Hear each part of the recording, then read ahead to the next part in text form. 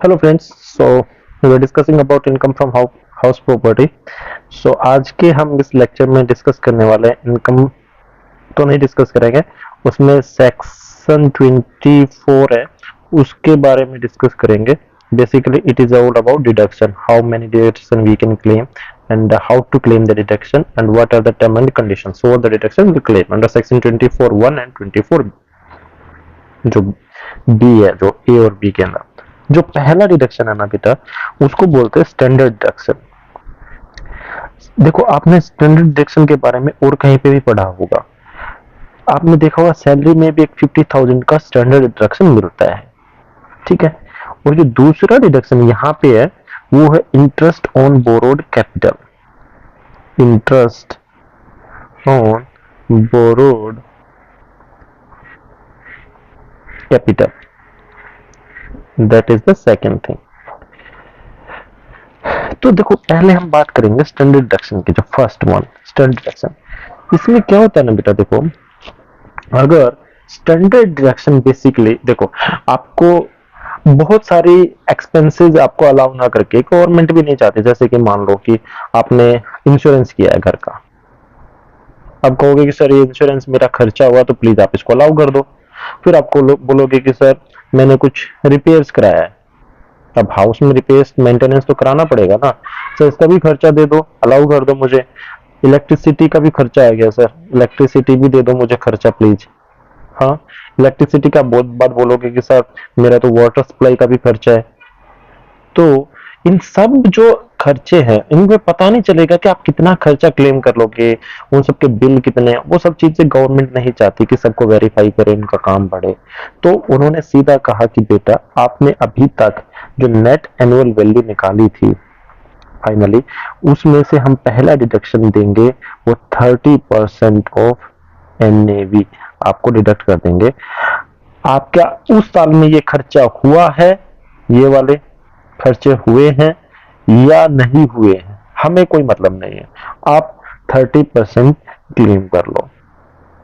तो इसलिए इसको स्टैंडर्ड डिडक्शन बोलते हैं। इसमें आपका खर्चा हुआ है कि नहीं कोई फर्क नहीं पड़ता, आपके पास बिल है कि नहीं है, आपके पास उसका कोई एविडेंस है कि नहीं, उस चीज से कोई भी फर्क नहीं पड़ता, तो आपको सीधा 30% का डिडक्शन मिल जाएगा।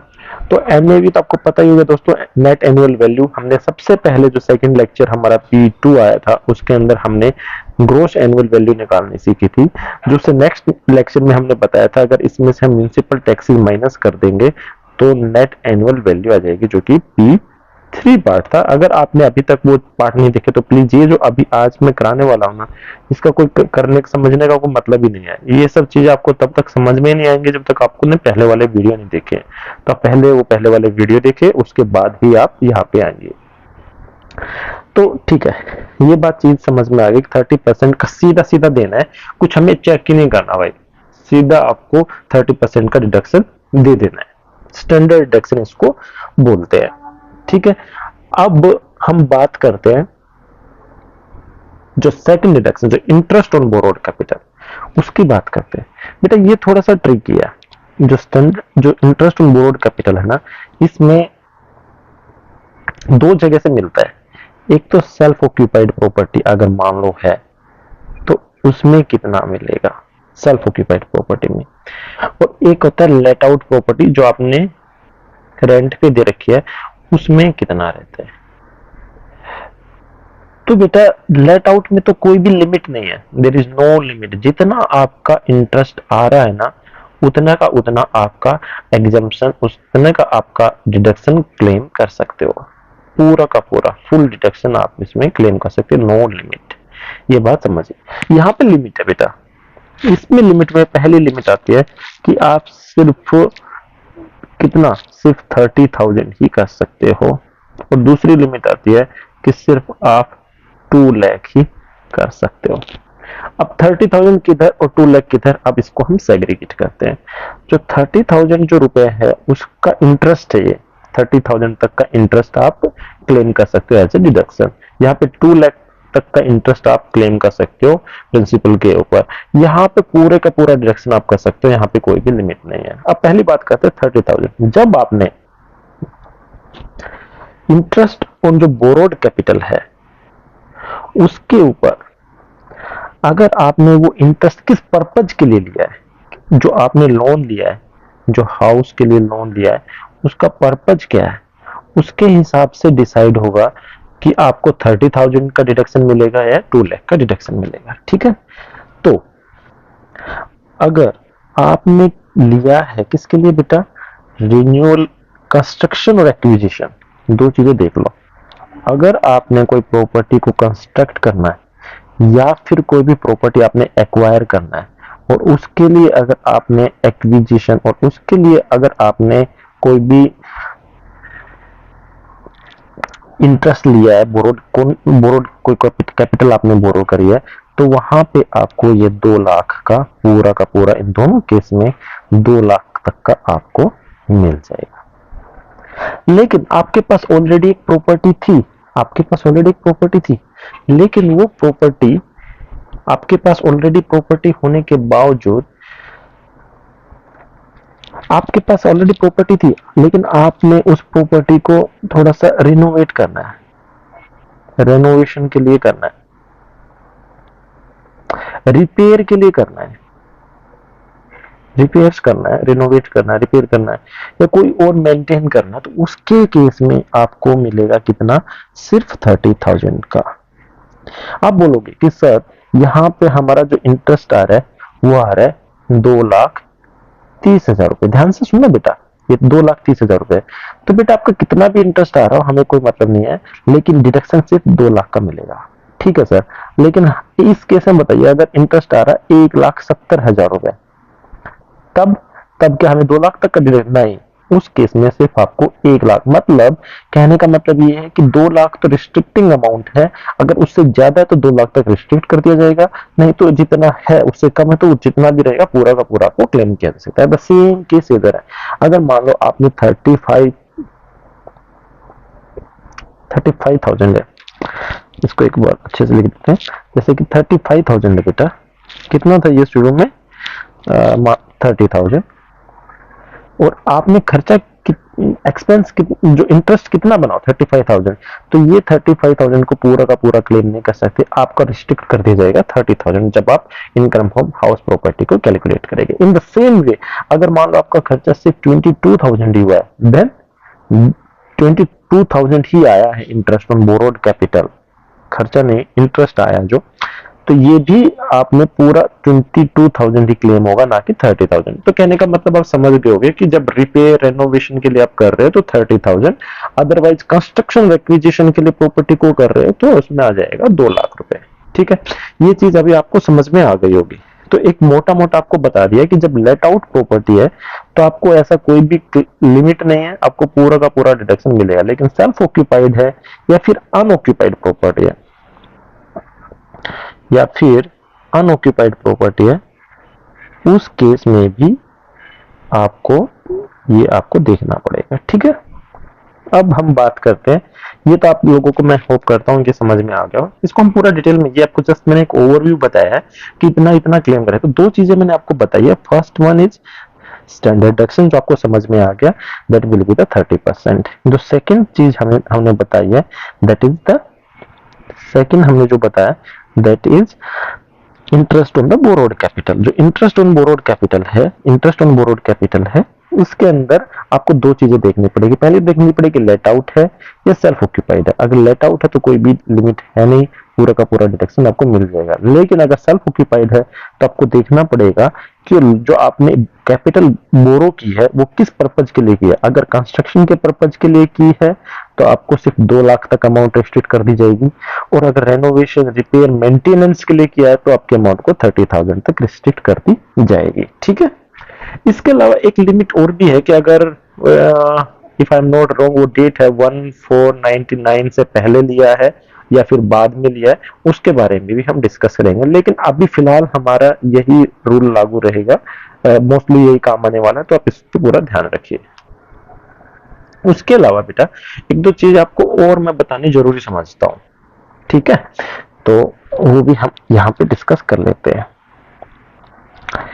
चलो, तो पहली है, अगर आपका क्वेश्चन आएगा सर मैंने कैपिटल तो बोरो की है, कैपिटल तो मैंने बोरो की है, कैपिटल बोरो की है, कोई डाउट नहीं है, लेकिन ये कैपिटल मैंने बोरो करी है for the purpose of purchasing plot of land, not some residential lot, plot of land, plot of land.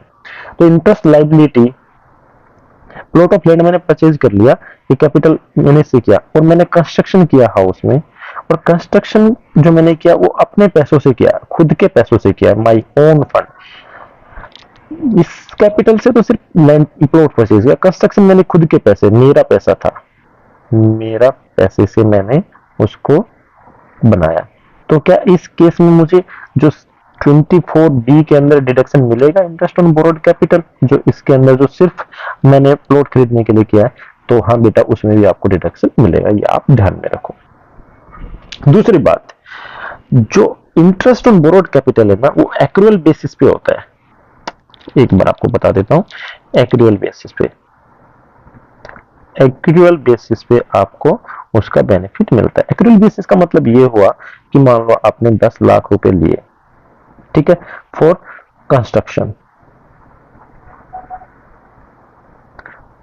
10 की बजाय 50 लाख कर लो, कंस्ट्रक्शन के लिए 50 लाख रुपए लिए, और आपको हर साल मान लो कि 1 लाख रुपए, आपको 1 लाख रुपए इंटरेस्ट पे करना पड़ रहा है, लेकिन आपने इंटरेस्ट पे नहीं किया फॉर 2016-17 में, जबकि 2017-18 में आपने पे किया है, ये आपने पे किया, यहाँ पे नॉट पेड।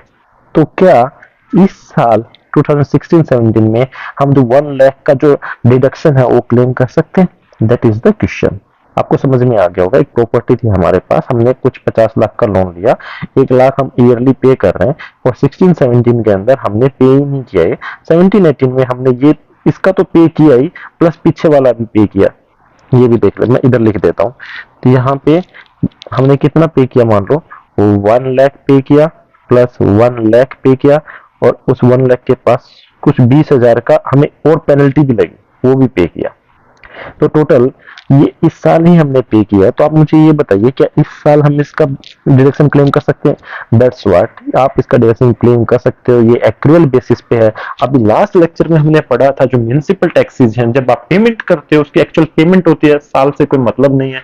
जब आप पेमेंट कर 2 साल के बाद करोगे तो अर्लियर का भी आप वहां पे बेनिफिट क्लेम कर सकते हो, उस साल में जिस साल में आपने पेमेंट करी है। लेकिन यहाँ पे एक्रूअल बेसिस पे जैसे हो एक्रू हुआ, इंटरेस्ट एक्रू हुआ, आप बेनिफिट क्लेम कर सकते हो, चाहे आपने इंटरेस्ट पे किया हो या ना किया हो। दूसरी बात यह आएगी कि सर ठीक है, आप बोल रहे हो कि सर ये जो 1 लाख है ना, आप इधर ही क्लेम कर लो, ठीक है, ये 1 लाख इधर का आ गया, तो क्या मैं ये 20 लाख भी क्लेम कर सकता हूँ? जो इंटरेस्ट के ऊपर भी मैंने इंटरेस्ट देना पड़ा, क्या मैं 20 लाख भी क्लेम कर सकता हूँ? मतलब 17-18 के अंदर क्या मैं 1,20,000 पे कर, मतलब क्लेम कर सकता हूँ? नहीं बेटा, आपको सिर्फ इतना ही अलाउ किया जाएगा, ये आपका डिडक्शन नहीं मिलेगा। तो ये भी आप ध्यान रखो, ठीक है। Interest on unpaid interest is not deductible, ये बात याद रखो।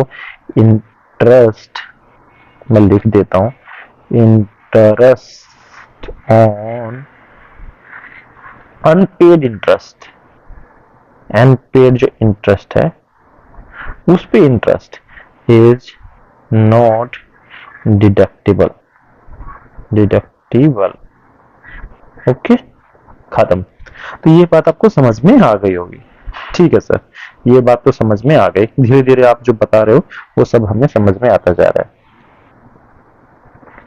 ठीक है। अब कुछ चीजें और पढ़ लेते हैं इसमें। सर मैंने लोन लेने के लिए बैंक में गया, और बैंक वालों ने कहा कि भाई ठीक है लोन मिल जाएगा। लोन मुझे मिल नहीं रहा था, लेकिन एक ब्रोकर से कांटेक्ट किया, ब्रोकर ने कहा कि मैं 1% मैं लूंगा भाई ब्रोकरी चार्ज, तो ब्रोकरेज लूंगा। तो मैंने तो देखो ब्रोकरेज भी पे करी है, क्या आप मुझे उसका मान लो कि 50 लाख के ऊपर 1% कितना हो गया? 50 लाख का 10%, 5,50,000 हो गया। तो क्या ये 50,000 का जो मैंने कमीशन पे किया है या ब्रोकरेज चार्ज पे किया है, क्या इसका मैं डिडक्शन क्लेम कर सकता हूँ 24B के अंदर? नहीं। अब ब्रोकरेज चार्ज या फिर कोई भी कमीशन है उसका डिडक्शन अलाउड नहीं होता। अब मुझे एक बात बताइए, आपने interest on A fresh loan, आपके पास पहले एक लोन था 50 लाख का, उसमें से आपने मान लो कुछ 40 लाख पे कर दिए थे, 10 लाख बाकी थे पे करना। अब इसको बैंक ने कह दिया, या फिर किसी, हमने मान लो किसी ह्यूमन, किसी आदमी से लिया था लोन, 10 लाख पे करना बाकी था, और उसने कह रहा कि नहीं भाई मुझे तो 10 लाख चाहिए ही चाहिए। अब ये 10 लाख पे करने के लिए बेटा मैंने बैंक से और लोन ले लिया, इस 10 लाख को पे करने के लोन के ऊपर लोन ले लिया मैंने। समझ में आ रहे हो ना, कि 10 लाख मुझे पे करने बाकी थे, 40 लाख मैंने पे कर दिए थे, 40 लाख ऑलरेडी पे हो गए थे, बट 10 लाख अभी भी बाकी थे। लेकिन मुझे कुछ सर्कमस्टेंसेस जैसे आ गए, उसको 10 लाख इमीडिएट पे करने, इंस्टॉलमेंट में जो पे करते आ रहा था, तुम आराम से पे कर ही रहा था, डिफॉल्ट भी नहीं किया। लेकिन यहाँ पे मैंने क्या, मुझे एकदम से 10 लाख, तो मुझे बैंक से मुझे इसके ऊपर भी इंटरेस्ट, 10 लाख को पे करने के लिए बैंक से मुझे लोन लेना पड़ गया। तो जो मैंने लोन लिया 10 लाख का बैंक से, क्या उसके ऊपर मुझे डिडक्शन अलाउड होगी? क्या डिडक्शन मिलेगी? यस, उसमें डिडक्शन आपको मिलेगी। ठीक है, क्योंकि आप एक जेन्युइन हार्डशिप आपकी, तो उसमें भी आपको डिडक्शन मिलेगी। इसके लिए एक सर्कुलर आया था बेटा, सर्कुलर नंबर 28, ठीक है, डेटेड 8/28/69, थोड़ा सा पुराना सर्कुलर है, वहां से आप देख सकते हो। This is first loan was interest free. अगर लोन, पहले लोन पे आपको कोई इंटरेस्ट ही नहीं दे रहे थे, तो भी यहाँ पे इंटरेस्ट दे रहे हो तो कोई बात नहीं, तो भी आपको देना पड़ेगा। ठीक है, उसके अलावा और तो बेटा इसमें ऑलमोस्ट वही है, आपको मैक्सिमम सीलिंग को देखनी पड़ेगी, और आपको प्री कंस्ट्रक्शन पीरियड का भी लोन का जो प्री कंस्ट्रक्शन पीरियड है उसके बारे में हम डिटेल में डिस्कस करेंगे। एक बार ये सब करने से पहले हम एक बार आपको थ्योरी दिखा देते हैं, फिर उसको आपके न्यूमेरिकल करेंगे ना, तो इजीली इजीली सारी चीजें समझ में आ जाएंगी। तो बेटा देखो, दो तरह के डिडक्शन अवेलेबल हैं, जो कि हमने बताया था थोड़ी देर पहले। फर्स्ट इन 30% ऑफ एनएवी, ठीक है, और दूसरा फ्लैट डिडक्शन है इरेस्पेक्टिव एक्स, कितना हुआ कि नहीं हुआ। फिर SSC not entitled to claim 30%। अरे हाँ, ये बात तो मैं आपको बताने भूल गया था। If the annual value is निल, जब एनुअल वैल्यू, जहां पे देखो हमने एक बार मैं आपको याद दिलाता हूं, जो म्यूनिसिपल टैक्सेस हम कर रहे थे, म्यूनिसिपल टैक्सेस भी मैंने बताया था, उसका बेनिफिट आपको नहीं मिलेगा। म्यूनिसिपल अगर नहीं मिलेगा अगर उसकी एनएवी या फिर जीएवी कितनी है, निल है। तो इसी तरह अगर आपको एनएवी निल है, तो यहाँ पे 30% का स्टैंडर्ड डिडक्शन नहीं मिलेगा, तो आप वहां पे 30% नहीं अलाउ कर सकते। और बेटा निल किसके केस में होती है? सेल्फ ऑक्यूपाइड के केस में निल होती है। ठीक है, सेल्फ ऑक्यूपाइड जो प्रॉपर्टी उस केस में एनएवी होती है निल, उसके बारे में हमने अभी तक लेक्चर बनाया नहीं है, बट आपको पता है सेल्फ ऑक्यूपाइड, मैं आपको इसके ऊपर पूरा लेक्चर बना के दूंगा। और निल कब होती है? जब स्टॉकिंग ट्रेड है। बट इसमें स्टॉकिंग ट्रेड में एक छोटा सा कंसेप्ट और है, जहां पे जो नोशनल रेंट का कंसेप्ट आता है वो हम बाद में डिस्कस करेंगे। तो दो चीज समझ में आएगी, जब सेल्फ ऑक्यूपाइड प्रॉपर्टी या अनऑक्यूपाइड प्रॉपर्टी या स्टॉकिंग ट्रेड, जहां पे भी एनएवी निल है वहां पे स्टैंडर्ड डिडक्शन नहीं मिलेगा। फिर उसके बाद हम बात करते हैं, देखो एक्विजिशन के लिए interest payable on loan borrowed for the purpose acquisition, construction, repair, renewal, reconstruction can be claimed as deduction. और ये भी हमने बताया था कि अगर फ्रेश लोन लिया, इंटरेस्ट फ्रेश लोन लिया to repay the original loan, तो उसका भी डिडक्शन एज एन एडमिसिबल है। और जो प्री कंस्ट्रक्शन पीरियड है वो क्या होता है? Pre construction period the period prior to the in which property is acquired और construction is completed. Pre construction period उससे पहले का पीरियड होता है। जैसे मान लो कि आपने, एक एग्जांपल लेके बताता हूँ, जैसे कि आपने 1 अप्रैल 2016 को लोन लिया और प्रॉपर्टी को एक्वायर कर लिया, प्रॉपर्टी को एक्विजिशन के लिए आपने लोन लिया। लेकिन प्रॉपर्टी की एक्विजिशन कब हुई? लोन तो आपने 1 अप्रैल को ले लिया, प्रॉपर्टी की एक्विजिशन हुई बेटा मान लो कि 1 जून 2017 को, ठीक है। तो अब इसके अंदर तो pre construction period the period prior to the previous as property is acquired. अब यहाँ पे प्रॉपर्टी कब एक्वायर की हमने? 1 जून 2016 को। तो इससे पहले कौन सा साल हो गया? तो इससे पहले आ गया 31 मार्च 2017। से पहले का जो पीरियड होगा उसको बोलेंगे बेटा प्री कंस्ट्रक्शन पीरियड। ये समझ में आ गया? अगर मान लो आपकी प्रॉपर्टी, इसको थोड़ा सा मैं और बताता हूँ, जैसे 1/4/2016 को आपने लोन लिया और आपकी प्रॉपर्टी खत्म हो रही है, कंस्ट्रक्शन खत्म हो रहा है 1 अगस्त 2020 2020 को खत्म हो रहे हैं, कंस्ट्रक्शन खत्म हो गए। अब प्री कंस्ट्रक्शन पीरियड कैसे कितना रहेगा, तो प्री कंस्ट्रक्शन पीरियड बेटा कितना होगा, जो 31/3/2020 मतलब 31 मार्च, इसके खत्म होने से पहले का जो प्रीवियस कब खत्म हो रहा था उससे पहले का जितना भी पीरियड रहेगा ना इसके दोनों के बीच का, उसको प्री कंस्ट्रक्शन पीरियड बोलेंगे। ठीक है, तो यहाँ पे 1 अप्रैल 16, 17, 18, 19 और अप टू 20 का जो पीरियड रहेगा उसको प्री कंस्ट्रक्शन पीरियड बोलेंगे। तो प्री कंस्ट्रक्शन पीरियड आपको समझ में आ गया, कहां से देखना है, जिस साल खत्म हुआ है ना कंस्ट्रक्शन या फिर एक्विजिशन, उस साल से पहले जो 31 मार्च आते हैं उस तक से उस 31 मार्च से पहले का जितना भी टाइम होगा वो प्री कंस्ट्रक्शन पीरियड में आएगा।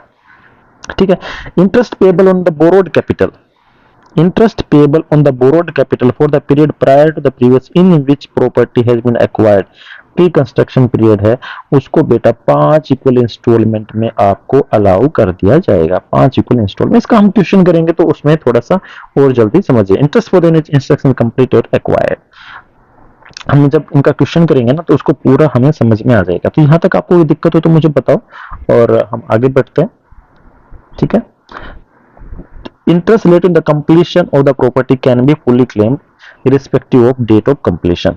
अभी अगर मान लो कोई आपने इंटरेस्ट आपने क्लेम किया, जैसे मैंने एक एग्जांपल दिया था अभी कि 1 अप्रैल 2016 को आपने लोन लिया और कैपिटल के लिए बोरो किया, कैपिटल बोरो किया, और 1 अगस्त 2020 को आपने कंस्ट्रक्शन या एक्विजिशन पूरा हो गया।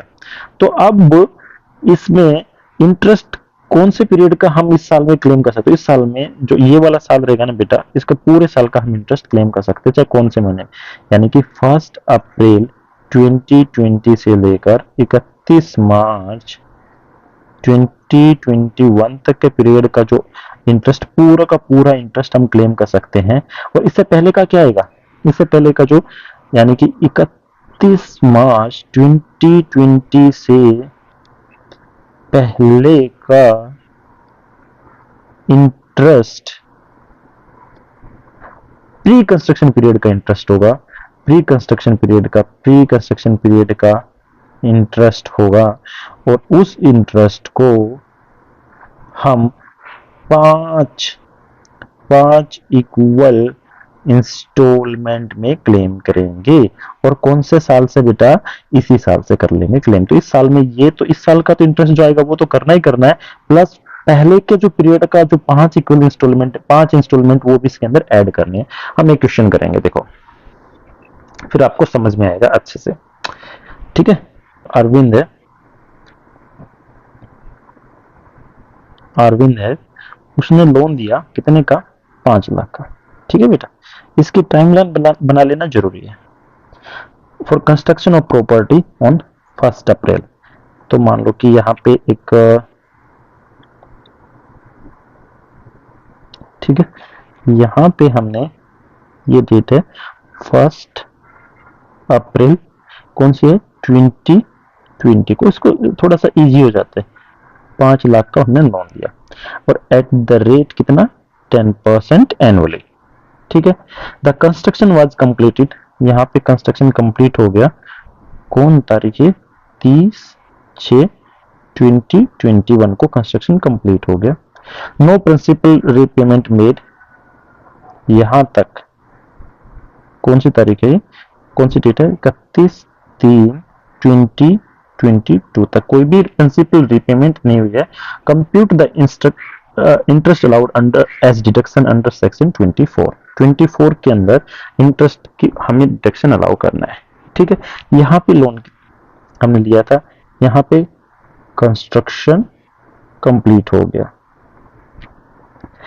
तो देखो दोस्तों, मैंने अभी थोड़ी देर पहले ही बताया था, तो इस पूरे साल का डिडक्शन, कौन सा साल बेटा, जो फाइनेंशियल ईयर 21-22 है, क्योंकि अगर यहाँ पे 6 तारीख को डिडक्शन क्लेम, 6 तारीख को कंस्ट्रक्शन हो गया ना, तो इस पूरे साल का हम डिडक्शन ले सकते हैं फॉर द पूरा फाइनेंशियल ईयर।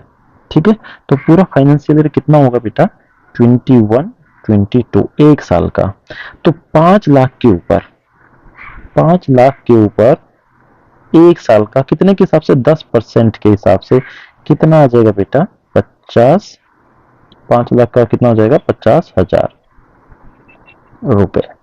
ठीक है, कोई बात नहीं, 50,000 रुपए तो आ गया। अब हम बात करते प्री कंस्ट्रक्शन पीरियड। मैंने बताया था प्री कंस्ट्रक्शन पीरियड कि यहां से प्री कंस्ट्रक्शन पीरियड कितना होगा 31/3, प्री कंस्ट्रक्शन पीरियड 31/3/2021 से पहले का पीरियड प्री कंस्ट्रक्शन पीरियड होगा। तो देखा जाए तो 31/3/2021 से ये है प्री कंस्ट्रक्शन पीरियड। और ये कितना साल है भाई, ये प्री कंस्ट्रक्शन पीरियड 1 अप्रैल 2021, फर्स्ट सॉरी यहाँ पे एक थोड़ा सा मैं आपको एक सॉरी मैंने थोड़ी सी स्टेटमेंट यहाँ पे 1 अप्रैल नहीं है बेटा, यहाँ पे 1 अक्टूबर है, 1 अक्टूबर 2020। तो 1 अक्टूबर 2020 से लेकर 31 मार्च, देखो ये तो आपको समझ में आ गया होगा ना कि जो ये वाला पीरियड, इससे पहले का पीरियड प्री कंस्ट्रक्शन पीरियड हम लेंगे।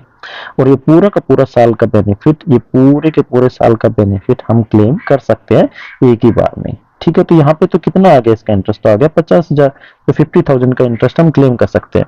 इससे पहले देखो ये कितना, अक्टूबर, नवंबर, दिसंबर, जनवरी, फरवरी, मार्च, 6 महीने हो गए। ठीक है, ये 6 मंथ हो गए। तो बेटा आपको पता है एक साल का 5 लाख के ऊपर एक साल का 10% के हिसाब से कितना हो गया 50,000। बट हमें तो आधे साल का निकालना है, तो कितना हो जाएगा 25,000।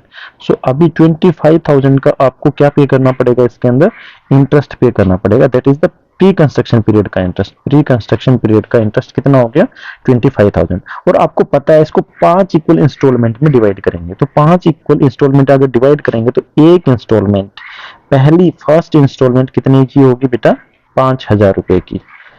तो कंस्ट्रक्शन होने के बाद के टाइम से अब 5,000 रुपए, तो मतलब इसका मतलब ये हुआ कि फाइनेंशियल ईयर 21-22 के अंदर आप 5,000 रुपए, 5,000 रुपए, 22-23 के अंदर भी कितने 5,000 रुपए। ठीक है, 23-24 के अंदर कितना 5,000 रुपए, 24-25 के अंदर कितना 5,000 रुपए, और 25-26 के अंदर कितना 5,000 रुपए। ऐसे करके पूरा का पूरा 25,000 क्लेम कर सकते हैं। ठीक है, और इसके साथ बाकी के साल का जो खुद का इंटरेस्ट होगा 10% के हिसाब से, जैसे 21-22 का खुद का इंटरेस्ट कितना हो गया, 21-22 का इंटरेस्ट कितना है, 21-22 का जो इंटरेस्ट हो कितना 50,000। तो प्लस कर देंगे इसमें बेटा, इसमें प्लस कर देंगे।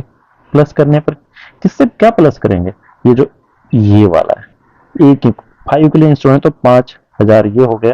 तो टोटल कितना हो गया, टोटल हो गया 55,000 का इंटरेस्ट कौन से साल में 21-22 में आप क्लेम कर सकते हैं। ठीक है, तो ये आपको समझ में आ गया होगा। अगर नहीं समझ में आया तो मुझे जस्ट कमेंट सेक्शन में बताओ। एक प्री कंस्ट्रक्शन पीरियड का फाइंड आउट करना और उसके बाद इंटरेस्ट निकालना। तो टोटल इंटरेस्ट अंडर सेक्शन 24, देखो बेटा ऐसे नहीं करना है। अब इसको क्वेश्चन को करना कैसे, अब इसमें ऐसे देखो लिख के करना है। इसमें ऐसे लिखना है कि इंटरेस्ट फॉर द ईयर, ऐसे कि अगर एग्जाम में आप ऐसे लिख दोगे ना इंटरेस्ट, ये तो मैंने आपको समझाने की, इंटरेस्ट फॉर द ईयर। ठीक है, 1 अप्रैल 21 टू 31 मार्च 22 कितना होगा 10% ऑफ 5 लाख, कितना आ जाएगा बेटा 50,000। ठीक है, उसके बाद प्री कंस्ट्रक्शन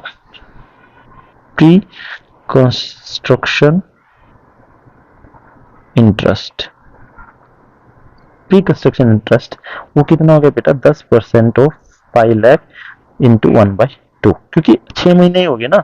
तो प्री कंस्ट्रक्शन का पीरियड का कितना हो गया 25,000। इसको फिर उसमें लिखना है pre construction period interest is divided into 5 equal installment, so 1 installment is equal to 5,000। So in this year 50,000 plus, ऐसे करके पूरा एक्सप्लेन करके निकालना है 55 के। ठीक है, ये ऐसे निकालना है। यहां तक अगर आपको समझ में नहीं आया तो मुझे बताओ। और बहुत इंटरेस्टिंग सा टॉपिक है, जहां से एक न्यूमेरिकल हमने किया है, उसके बाद हम आगे बढ़ते हैं। ठीक है, चलो देखते हैं। ये तो हमें समझ में आ गया जो हमने इसमें देखा। अब deduction in respect of self occupied property, वहां पे थोड़ा सा देखो, जब लेट आउट प्रॉपर्टी है उसमें तो कितना भी इंटरेस्ट हो हम पूरा का पूरा क्लेम कर सकते हैं, 55,000, 2 लाख, 3 लाख, 5 लाख, जितना भी इंटरेस्ट आ रहा है बोरोड कैपिटल पे वो क्लेम कर सकते हैं। बट इसमें थोड़ा सा आपको ध्यान देना पड़ेगा बेटा, जब प्रॉपर्टी क्या हो, सेल्फ ऑक्यूपाइड हो, जो कि मैंने आपको बताया भी था जब हम शुरू में चैप्टर का बेसिक बेसिक देख रहे थे। तो in case SC will be allowed deduction on interest including 1/5 of the accumulated interest for the pre construction period. ठीक है, अगर आपने लोन लिया है 1499 से पहले, when the property has been acquired, constructed, repaired, renewed, reconstruct, कुछ भी मतलब हो, किसी भी चीज के लिए लोन लिया इनमें से कौन सी चीज है आपने एक्वायर की हो, ठीक है, कंस्ट्रक्ट करी हो, ठीक है, उसके बाद रिपेयर करी हो चाहे, उसके लिए लोन लिया हो, ठीक है, रिन्यूड के लिए किया हो, ठीक है, या फिर रिकंस्ट्रक्ट करी हो, किसी भी चीज के लिए लिया हो आपको लोन, उसमें एक्चुअल इंटरेस्ट होगा, जो actual interest payable in aggregate of 1 और 2 self occupied property subject to maximum, कितना आप कर सकते हो, मैक्सिमम 30,000 तक कर सकते हो। बस कितना आप क्लेम कर सकते हो, 30K। इन दोनों इन केस में जब लोन आपने 1 अप्रैल 1919 से पहले लिया हो, जब लोन आपने लिया 1 अप्रैल 1919 के बाद, यहाँ पे थोड़ा सा आपको ध्यान में देखना पड़ेगा, with the property is acquired और constructed the capital borrowed on और आफ्टर दिस सच एक्विजिशन और कंस्ट्रक्शन, सिर्फ 2 ही चीजें दी है इसमें। इसमें देखो acquisition, construction, repair, renewed, reconstruction, but यहाँ पे सिर्फ 2 चीजों के लिए, एक्विजिशन और रिकंस्ट्रक्शन। अगर एक्विजिशन और लोन देने के विद इन 5 साल के अंदर, विद इन 5 ईयर्स के अंदर आपने एक्विजिशन और रिकंस्ट्रक्शन कर लिया, तो आपको 2 लाख तक की लिमिट का लोन का डिडक्शन मिल सकता है। तो पहले कितना मिल रहा था डिडक्शन, सिर्फ 30,000 का, यहाँ पे कितने का मिल रहा है, 2 लाख का। कब, जब आपने एक्विजिशन, तो मैं ये भी लिख देता हूं यहाँ पे, अगर ये है before 1 April 99, this is after 1 April 99। Okay, यहाँ पे आपको एक्विजिशन के लिए और कंस्ट्रक्शन के लिए कितना मिल सकता है, 2 लाख तक का डिडक्शन मिल सकता है। इसमें एक चीज और है बेटा, फिर अगर प्रॉपर्टी इज रिपेयर्ड, रिन्यूड और रिकंस्ट्रक्टेड, मतलब यहाँ पे 2 चीजें तो देखो, यहाँ पे एक्वायर और कंस्ट्रक्शन वाला तो यहाँ पे क्लेम हो गया, बाकी के बच्चे रिपेयर, रिन्यू और रिकंस्ट्रक्शन वो यहाँ पे आ गया। ऑन और आफ्टर मतलब उसके बाद का क्या हो, तो यहाँ पे लिमिट कितने हो, 30,000। तो सेल्फ ऑक्यूपाइड प्रॉपर्टी में मैंने बताया था 2 चीजें ध्यान रखनी है। जब सेल्फ ऑक्यूपाइड प्रॉपर्टी के केस में आपको 2 चीजें ध्यान रखनी है, आपको 30,000 तक का बेनिफिट मिलेगा। कब, जब आपने रिपेयर के लिए किया, रिन्यू के लिए किया, रिकंस्ट्रक्शन के लिए, और ये प्रॉपर्टी 1/4/99 से पहले खरीदी।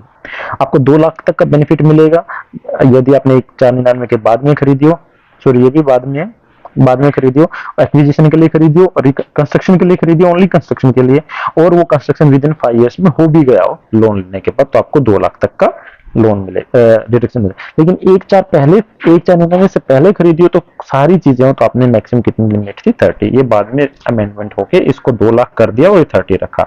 तो कंस्ट्रक्शन और एक्विजिशन में 2 लाख तक का मिलेगा, ध्यान रखो, और यहाँ पे 30,000, क्योंकि कंस्ट्रक्शन जो एक्विजिशन करते हो तो ज्यादा अमाउंट आपको मिलती है, तो उसमें ज्यादा आपको बेनिफिट मिलना चाहिए, ऐसा बोर्ड या फिर इनकम टैक्स जो हमारे लॉ मेकर्स हैं वैसा सोचते हैं।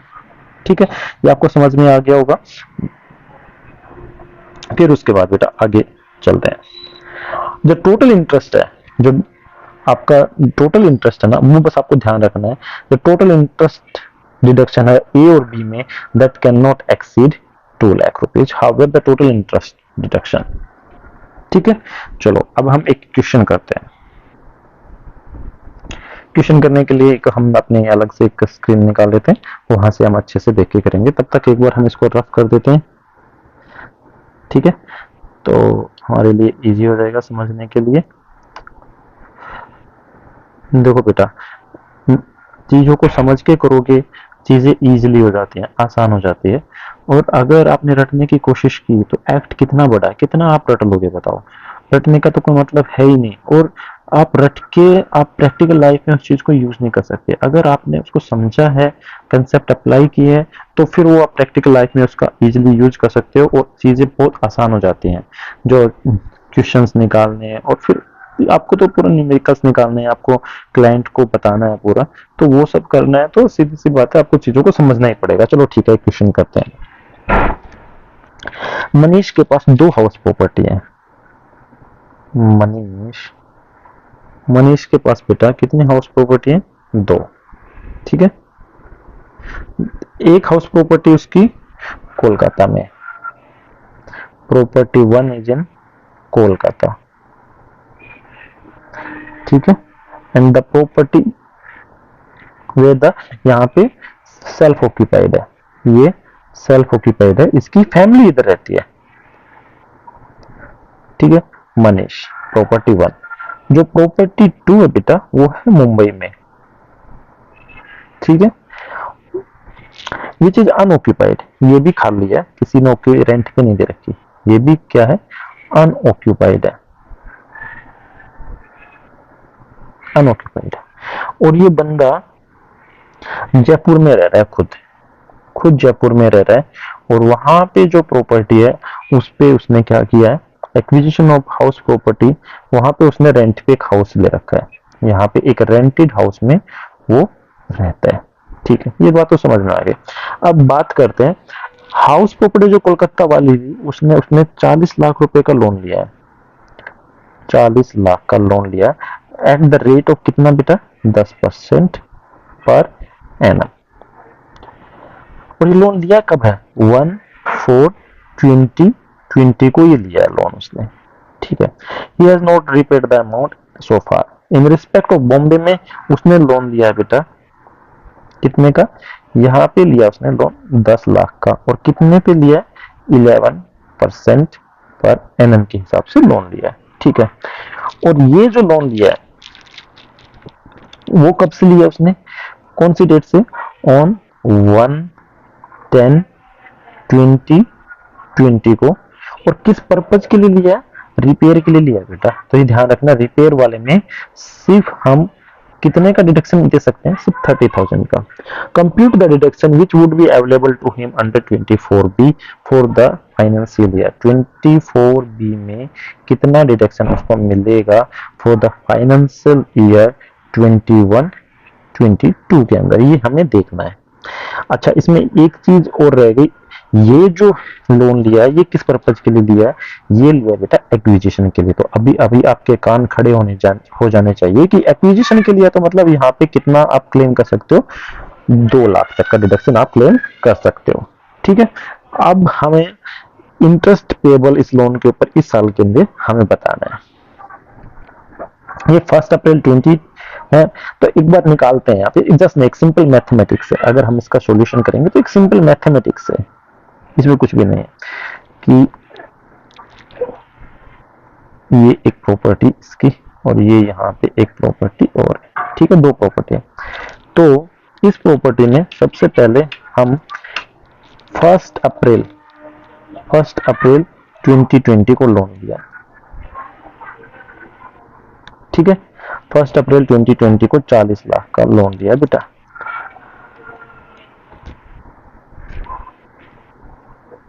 ठीक है, 40 लाख का इसने लोन लिया एट द रेट 10%। तो 21 तो 31 मार्च 2021 तक किसने कितना हो गया? 40 लाख का 10% 4 लाख। और अगले साल के लिए 31/3/2022, जो कि हमें यही तो बताना ना 21-22 के लिए, तो यहाँ पे कितना हो गया बेटा? 4 लाख। ठीक है, तो Manish can claim benefit of nil annual value in respect of each house. ये बात हमें ध्यान रखना, जो दोनों के अंदर जो नील एनुअल वैल्यू है, क्योंकि 2 प्रॉपर्टी के लिए 2 प्रॉपर्टी, क्योंकि ये सेल्फ ऑक्यूपाइड है, ये सेल्फ ऑक्यूपाइड है, ये अनऑक्यूपाइड है, तो यहाँ पे जो एनएवी रहेगा वो एनुअल वैल्यू रहेगी, वो कितनी रहेगी? दोनों के केस में नील रहेगी, क्योंकि उसको कुछ रेंट तो आ ही नहीं रहा। तो बेटा यहाँ पे देखो, अब पहले हाउस की बात करें तो उसके यहाँ पे उसको कितना बेनिफिट मिलना चाहिए? 4 लाख का तो ये बेटा, और 4 लाख का ये मिलना चाहिए। ठीक है, लेकिन यहाँ पे रिस्ट्रिक्ट कर दिया जाएगा इसको कितने के लिए?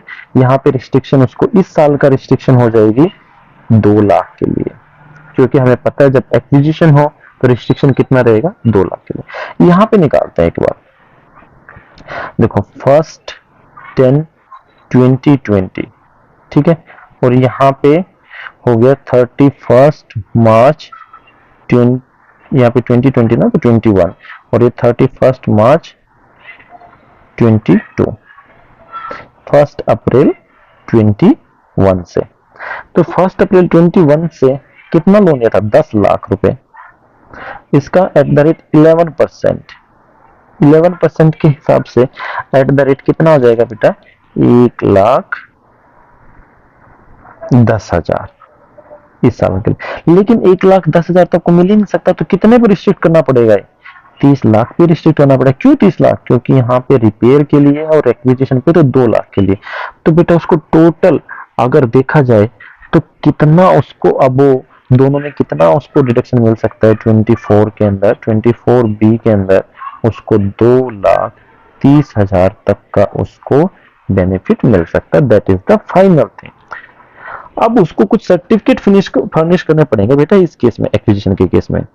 For the purpose of claiming deduction of 2 lakh as per section 24B1 in the table given above, SSC should furnish from the certificate from the person who has any interest is payable on the capital, कि उसने interest पे किया है, वो certificate furnish करना पड़ेगा income tax department के सामने, असेसिंग ऑफिसर के सामने, और वो बताएगा कि देखो ये मैंने कैपिटल पे किया, कि कैपिटल पे मैंने इतना मैंने कैपिटल बोरो करी थी, such construction of the property, और कब उसकी कन्वर्जन ऑफ फुल और having the capital property which remains to be repaid as a new loan, ठीक है। The ceiling limit would not apply to let out और deemed property, the ceiling limit would not apply to let out. ये जो let out होती है ना बेटा, तो पूरा का पूरा लोन, पूरा का पूरा बेनिफिट उसको मिल जाता है। यहाँ पे 4 लाख, यहाँ पे 1,10,000 प्लस प्री कंस्ट्रक्शन पीरियड का भी मिलता है उसे। जो प्री कंस्ट्रक्शन पीरियड को 5 इक्वल इंस्टॉलमेंट में, यहाँ पे भी प्री कंस्ट्रक्शन पीरियड ना, इसके 5 लाख की equal installment, 5 equal installment divide करके फिर पूरा का पूरा उसको बेनिफिट मिलता है। लेकिन अब जबकि प्रॉपर्टी अनऑक्यूपाइड और सेल्फ ऑक्यूपाइड है, तो लेट आउट के केस में उसको पूरा का पूरा बेनिफिट मिलता।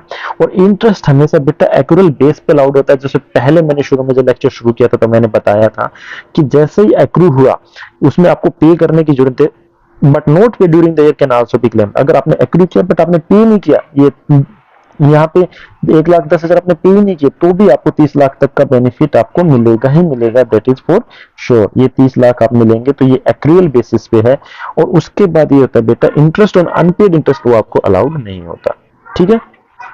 चलो ठीक है, अब इसके बाद हम एक क्वेश्चन और करते हैं, फिर उसके बाद हमारा ये जो इंटरेस्ट वाला टॉपिक है वो जब मेन क्वेश्चंस करेंगे उनके साथ साथ तो होते ही रहेंगे ना क्वेश्चंस, तो ये स्पेशल हम इंटरेस्ट से रिलेटेड कर रहे हैं। तो जब मेन क्वेश्चन करेंगे जिसमें एम भी दिया होगा, फेयर एंड दिया होगा, हमें पूरा जीए भी निकालना है, एनए भी निकालना है, इंटरेस्ट भी निकालना है, पूरी वो चीजें उसके अंदर निकालेंगे, तब उसके अंदर पूरा हम डिटेल में करेंगे। तो बेटा तब तक एक क्वेश्चन और कर लेते हैं हम यहाँ पे, चलो ठीक है, एक क्वेश्चन और करते हैं। पी एक इंडिविजुअल है, उसने बेटा 20 लाख रुपए बोरो किए, ठीक है, और कितने पर किए तो ये ऐसा बताया नहीं है। और किस चीज के लिए बोरो किया उसने, रिपेयर के लिए बोरो किया। तो रिपेयर के लिए बोरो किया तो आपके कान खड़े हो जाएंगे। 30,000 होगा अगर वो सेल्फ ऑक्यूपाइड है, नहीं अगर लेट आउट है तो कोई दिक्कत। देखते हैं फॉर सेल्फ ऑक्यूपाइड प्रॉपर्टी, तो सेल्फ ऑक्यूपाइड प्रॉपर्टी आ गई बेटा, सेल्फ ऑक्यूपाइड बताओ तो 30,000 की लिमिट, यहाँ पे आपके कान खड़े हो जाएंगे, ठीक है। अब आपको देखना है यहाँ पे, and he has paid interest, interest उसने पे किया, उसने इंटरेस्ट रेट नहीं बता रखी, सीधा बता रखा, उसने 1,60,000 रुपए का इंटरेस्ट पे किया। तो ड्यूरिंग द फाइनेंशियल ईयर, कौन से फाइनेंशियल में पे किया बेटा, 2021-22 के अंदर उसने पे किया। What is the amount of interest allowed deduction under section 24B for दस, तो इसके अंदर कितना इंटरेस्ट अलाउड है, तो वो ये बेटा सिंपल है। ये जब रिपेयर के लिए किया है तो यहाँ पे देखो सिंपल सा क्वेश्चन था, सिर्फ 30 के ही अलाउड है, बाकी अलाउड नहीं होगा, तो इसमें रिस्ट्रिक्ट कर देंगे 30 के तक। The higher limit of 2 lakh in respect of loan borrowed on or after would be available only where the loan was borrowed for acquisition or construction। ये acquisition और construction के लिए होता तो कितने तक कर देते हम, 2 लाख तक कर देते, लेकिन ये इंटरेस्ट itself is 1,67,000, तो पूरे का पूरा अलाउड हो जाता। पूरे का पूरा 1,60,000 को हम अलाउ कर देते अगर ये एक्विजिशन या फिर कंस्ट्रक्शन के लिए इसने लोन लिया है तो। लेकिन जहां पे लोन लिया है रिपेयर के लिए, तो आपको पता है जब रिपेयर के लिए लोन लिया है, फिर रिन्यू करने के लिए लोन लिया है, या फिर रिकंस्ट्रक्शन करने के लिए लोन लिया है, तो आपको सिर्फ 30,000 का ही मिलेगा benefit in case of self. Okay, अगर लेट आउट प्रॉपर्टी होती तो फिर कोई लिमिट नहीं थी, फिर पूरे का पूरा आपको डिडक्शन मिल जाता। तो होप करता हूँ ये आपको समझ में आया होगा इधर तक।